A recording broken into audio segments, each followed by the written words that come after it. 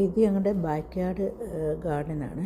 അപ്പം ഇലകളൊന്നും ഇല്ലായിരുന്നു മരങ്ങൾ, അതെല്ലാം ഇപ്പം ഇലകളൊക്കെ വന്ന് എല്ലാം റിഫ്രഷ് മോഡിലേക്ക് വന്നു. വിൻ്ററൊക്കെ കഴിഞ്ഞല്ലോ, സ്പ്രിംഗ് സീസൺ ആണല്ലോ ഇപ്പോൾ. അപ്പം ഇലകളൊക്കെ വന്ന് മരങ്ങളൊക്കെ നല്ല ഭംഗിയായിട്ട് വന്നു. എങ്കിലും കുറച്ചുകൂടെ ഇലകളൊക്കെ വരാനുണ്ട്. അപ്പം ചില സമയത്ത് ഇവിടെ തണുപ്പും ചില സമയത്ത് ചൂടുമാണ്. അപ്പോൾ ഇന്ന് ഞങ്ങൾ കുറച്ച് പച്ചക്കറി തൈകളും കുറച്ച് ചെടികളും നടാനാണ് ഉദ്ദേശിക്കുന്നത്. അപ്പം കുറച്ച് ചെടികളൊക്കെ ഞങ്ങൾ പാകി നമ്മുടെ ഗ്രീൻ ഹൗസിൽ വെച്ചിട്ടുണ്ട്.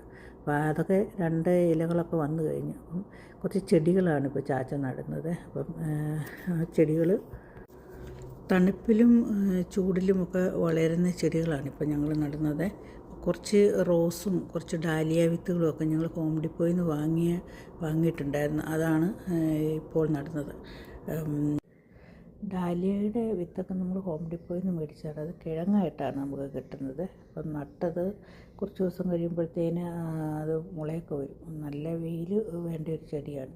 പിന്നെ നമ്മൾ നേരത്തെ ഗ്രീൻ ഹൗസിൽ പാകി വെച്ചിരുന്ന കുറേ പച്ചക്കറികളുടെ വിത്തുകൾ മുളച്ചിട്ടുണ്ടായിരുന്നു. അപ്പം ആ വിത്തുകളൊക്കെ 2 ഇലയൊക്കെ വന്നായിരുന്നു. അപ്പോൾ ഞാനും ഓസിയും ചാച്ചയും കൂടെ അതൊക്കെ നടുവാണ്.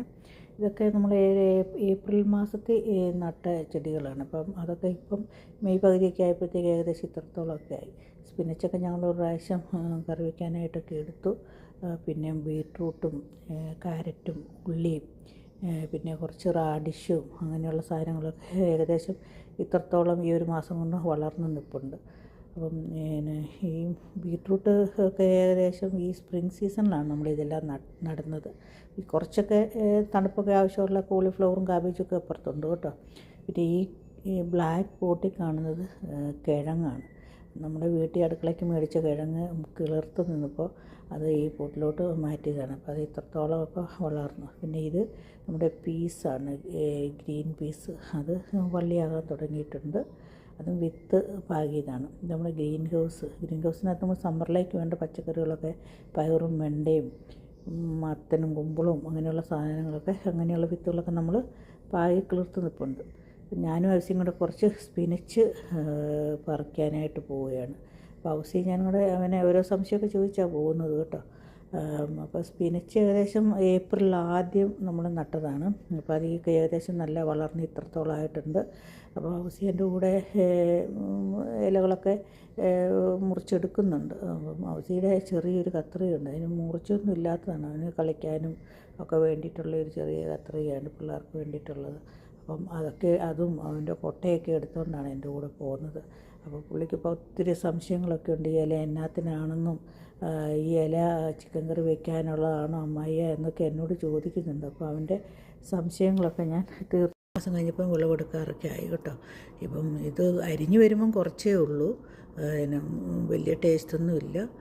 പിന്നെ ഇലകളൊക്കെ പറിച്ച് ഞങ്ങൾ അങ്ങോട്ട് നടന്നു. അല്ലെങ്കിൽ ഇന്ന് ഔസിക്ക് സ്കൂളിൽ പോകേണ്ട ദിവസമാണ്. അല്ലെങ്കിൽ ഇവിടെ നിന്ന് കഴിഞ്ഞാൽ പുള്ളിയുടെ സ്കൂളിൽ പോക്കൊക്കെ ഇന്ന് പുള്ളിക്ക് മടിയാവും. ഇതിന് വെള്ളമൊക്കെ ഒഴിക്കണോ, ഞാൻ വെള്ളം ഒഴിക്കാനൊക്കെ ഇറങ്ങി കഴിയുമ്പം ആ കൂടെ എൻ്റെ കൂടെ നിന്ന് കഴിഞ്ഞാൽ പിന്നെ സ്കൂളിൽ പോകേണ്ട എന്ന കാര്യത്തിലൊക്കെ ഇത്തിരി മടി വരും. അപ്പം എൻ്റെ കൂടെ ഇലയൊക്കെ എടുത്ത് തിരിച്ച് കയറി വരുവാണ്. അപ്പോൾ ഞാനത് അരിഞ്ഞ്, അപ്പോൾ ലിഡായ്ക്ക് ഇന്ന് അവധിയായിരുന്നു. അവളും എൻ്റെ കൂടെ വന്ന് വർത്താനമൊക്കെ പറഞ്ഞു നിന്ന് ഔസി എൻ്റെ കൂടെ ഇതൊക്കെ അരിയാനും ഒക്കെ കൂടി ഞങ്ങളത് തോരൻ വെച്ചു.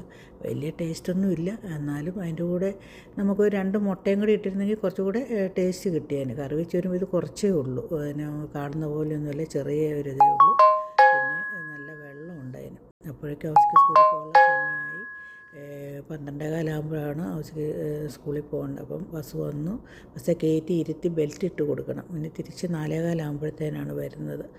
അപ്പം അതുവരെ അവൻ വരുന്ന സമയം കൊണ്ട് ഞങ്ങൾ ബാക്കി കാര്യങ്ങളൊക്കെ ചെയ്യും, വെള്ളം ഒഴിക്കാനുള്ളതും പിന്നെ മറ്റു കാര്യങ്ങളൊക്കെ ചെയ്യും. അപ്പോൾ എനിക്ക് കുറച്ച് ലാവണ്ടർ ചെടിയുടെ തൈ നിൽപ്പുണ്ടായിരുന്നു. അത് നമുക്ക് ഫ്രണ്ടിലുള്ള ലാവണ്ടറിൻ്റെ വിത്ത് വീണ് ചെറിയ തൈകൾ കിളുത്തണം. അപ്പോൾ ചെറിയ പോട്ടിൻ ട്രേയിലേക്ക് അത് പാകി നിർത്തിയിട്ടുണ്ടായിരുന്നു. അപ്പോൾ അത് ഇപ്പോൾ പൂക്കുന്ന സമയമാണല്ലോ, അപ്പം ചെറുതായിട്ട് പൂ വിടാൻ തുടങ്ങിയ ആ സമയം അതിന് മുമ്പ് അത് നിലത്തോട്ട് പാകി കുഴിച്ച് വയ്ക്കുവാണ്. അപ്പം അതിൻ്റെ ഇടയ്ക്ക് ലിഡ എന്നോട് വർത്തമാനം പറയാനായിട്ട് വന്നു. അമ്മായി വെയിലത്ത് എന്നാ എടുക്കുവാണെന്നൊക്കെ ചോദിക്കുന്നുണ്ട്. അപ്പം ഞാനതെല്ലാം പാകി നിർത്തി അതിന് വെള്ളമൊക്കെ ഒഴിച്ച് കൊടുത്തു.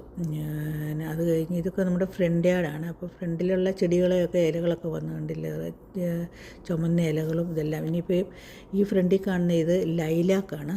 അപ്പം ഇത് നമ്മുടെ വീടിൻ്റെ സൈഡിലൊക്കെ നിൽപ്പുണ്ട്. ഇതിപ്പോൾ സീസണാണ്, സ്പ്രിങ് സമയത്തുണ്ടാകുന്നതാണ്. തുലിപ്പൊക്കെ വന്ന് അതൊക്കെ പോയി കുറേ പൂക്കൾ, പല കളറിലുള്ള പൂക്കളൊക്കെ ഉണ്ടായിട്ടുണ്ടായിരുന്നു. അതൊക്കെ അധികം ദിവസങ്ങൾ നിൽക്കുകയല്ലോ, ഒരു മാസത്തേക്കൊക്കെ ഏകദേശം നിൽക്കത്തുള്ളൂ.